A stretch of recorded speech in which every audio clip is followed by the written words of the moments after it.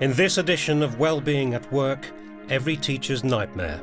You did that! Being the victim of a malicious allegation. We'll be telling the story and hearing the words of one teacher who was left depressed and isolated after being wrongly accused of assaulting a pupil. As we see what happens, our panellists give their advice on where you should go for support and what you should expect from the school if you faced a similar ordeal. The experts are Hannah Essex from Teacher Support Network, Victoria Galbraith, a counselling psychologist, and Richard Gerver, once a head teacher, now an education and creativity consultant. If you're watching this on the Teachers TV website, there's direct access to extended discussions and extra video tips from the panel. Although the dramatisations in this programme are based on a real testimony, we're not, of course, using the actual people or school involved.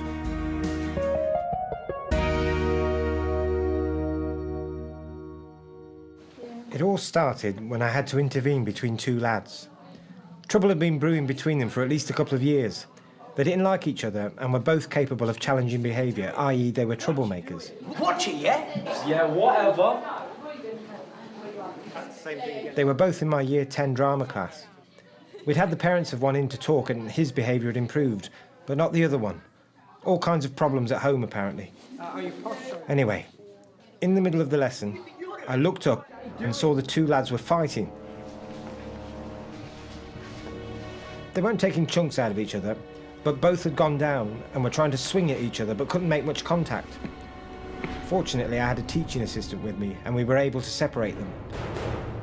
I was textbook in the way I restrained the pupil. Let go of me! Absolutely to the letter of the law. You did that! One of the lads had a bruise on his upper arm. All I'm saying is we don't know how it happened, but I know it wasn't me. It was this bruise he alleged I caused.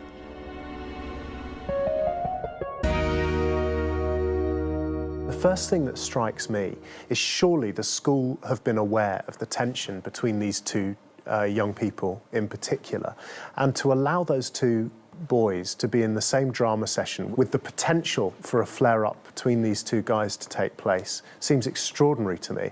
Well, they've put the teacher in a really vulnerable position, being in that class with those two pupils, knowing the history, knowing what's going on.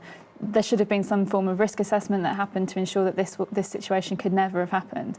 As it has happened, the teacher's done what they felt best in a very sudden, reactive situation.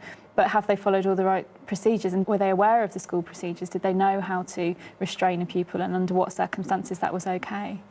My concern in this situation is how this sort of incident can really affect a teacher, can really have a very severe emotional impact on a teacher.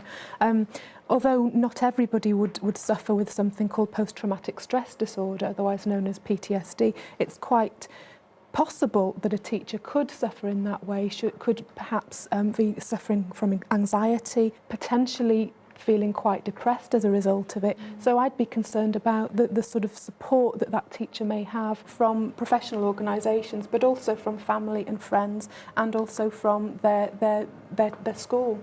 A whole area around, as you touched on, training and preparation for staff, this grey area of in loco parentis. You know, any right-minded adult who sees a couple of young people inflicting potentially serious damage on each other is not going to be able to just stand by and watch this happen. But there must be tremendous anxiety when an incident and flare-up like this is occurring. It's really important that after a critical incident like this, they have the opportunity to process what's happened, to think about how it's affected them and what that might mean for the future, and find ways of developing coping mechanisms so to avoid the anxiety becoming too much of a problem that they can't function as a normal human being. Often these events will happen in a school, but teachers then have to go immediately back into work mode, back into a class of children, another lesson, another subject. And actually, we've got to be aware of that impact potentially on their professionalism and personal feelings towards their job. And they must have that time and space to process those kind of events. So let's see what happens next to that teacher. A couple of days after the incident, I was called into the head, who I'd always got on with okay. He said there'd been a complaint about me. You've been accused of striking a pupil. What? I was shocked, really shocked. Accused of striking a pupil. But I didn't know how to react, so I played dumb a bit. Striking a pupil. The head said he had to do the right thing by the governors and the authority. He said I should go home and make the most of a bit of time off. Anyway, it was to be a week before I heard from the school again. The bursar phoned to say they were taking advice and would get back to me.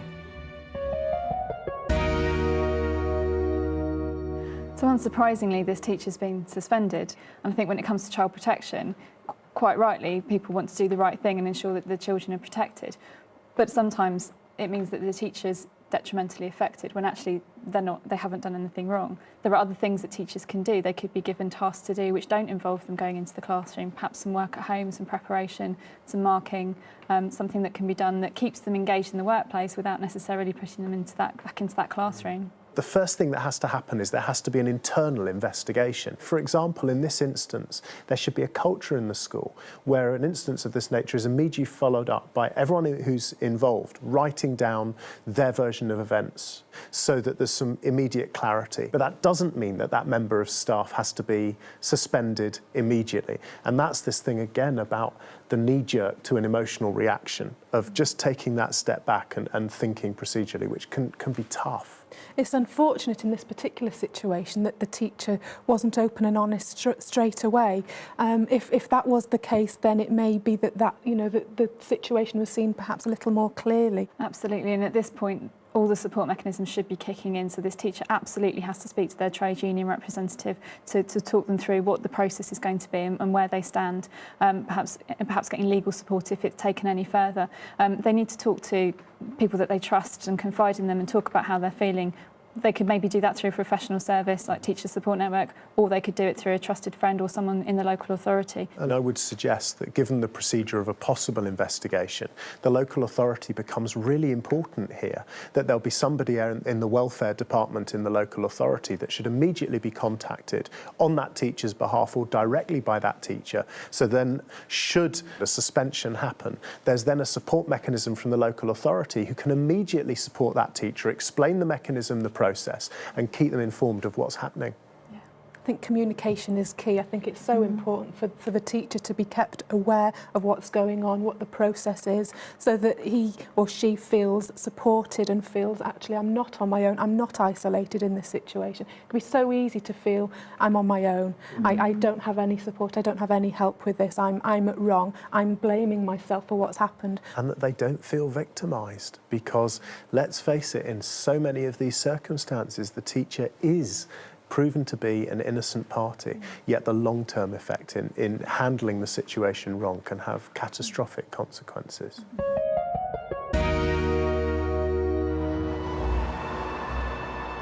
Skip forward 2 weeks and I'm starting to struggle. My wife, who's a teacher at a different school, is out all day and I've got nothing to do. I'm depressed for the first time in my life. All I can think about is what's going to happen. Hello? Hi mate, sorry I haven't been in touch. The teaching assistant phoned me. He wasn't supposed to.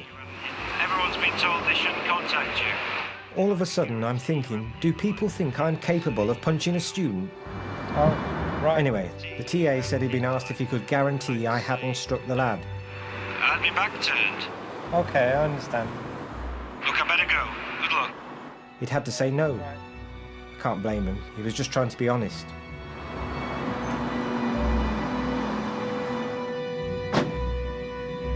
It was 5 months before I got back to school. I was completely cleared, of course, but I feel there's no chance of promotion. They were dark days, and no one should be put through them.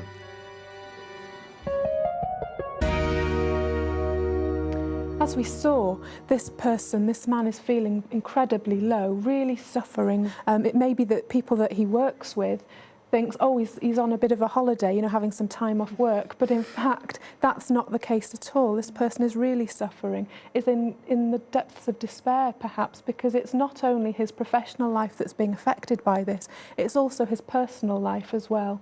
And that's all exacerbated by the fact that he's been isolated from his friends and colleagues at work.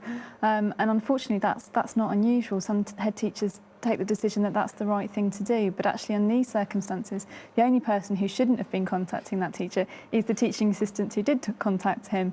I've heard of cases before where this has been imposed on the rest of the staff, and actually 2 of the teachers were married and 1 of them was suspended, and they were told not to go home and talk to their wife. Well, that's just an impossible situation. There's no justifiable reason for that. This guy is still a colleague. He's still a trusted professional. And at this stage, he is innocent, and that's extremely important. And I think that there must be, some of his colleagues must be encouraged actually to continue contact with him, to make him so that he feels that he's still part of that team, because potentially this guy could return to work. And when that happens, he needs to feel that he's in an environment with a group of people that still see him as a colleague, as a professional, as a friend. And I think also the school has to be very aware of the impact on the other members of staff, because there's always going to be a kind of, for the grace of God go I, mentality amongst his colleagues. Potentially that can ripple right the way through the morale of the entire team in that school. Yes, it can affect all sorts of different people, from the person who the allegation has been made against. And it may be that parents are feeling, actually, I'm not too sure about this school anymore. If one teacher is able and capable of behaving like this, behaving in inverted commas, then quite possibly, you know, these other colleagues of this person, these other teachers are also potentially capable of acting like this and reacting like this as well. And the longer it goes on, the worse it gets. And one of the problems with the way that allegations are handled is that the process can be very long and drawn out. And the longer a teacher is off, the harder it is for them to go back if ultimately they're found to have done no wrong, as it would appear in this case. But also, it's the greater the suspicion around that teacher. So, well, they've been off for 5 months, surely that means there must be something to it. And that actually, there isn't always something to it at all. And it does seem to me that this situation has taken a ridiculous length of time to reach a conclusion. And surely there's a process that should be able to be undertaken that doesn't put that length of time on it and doesn't therefore create the kind of stresses and pressures that both the teacher and the school and potentially those young people have experienced as part of this. I'm concerned about the teacher in this particular incident, how he may be feeling and how he would gain that support if he's feeling so vulnerable, so disempowered, so weak as a result of this. How does he gain the support that he needs? Often a coping mechanism in such a situation may be to turn to drink, for example, or even drugs. But it would be so important for a person who is suffering in this way to actually go and see his GP. The GP would then be able to refer him appropriately to gain the assistance, the support that he needs. I guess it's the fact that no matter how horrendous this allegation is and the situation is for this teacher, anyone put through this kind of situation needs to know that they mustn't suffer it alone, and that there are people and organisations out there who can support them and help them through the process. Well, we must end the programme there. If you'd like to see extended version of this programme, please don't forget that together with advice from each of us, can be found on the Teachers TV website at teachers.tv/wellbeing.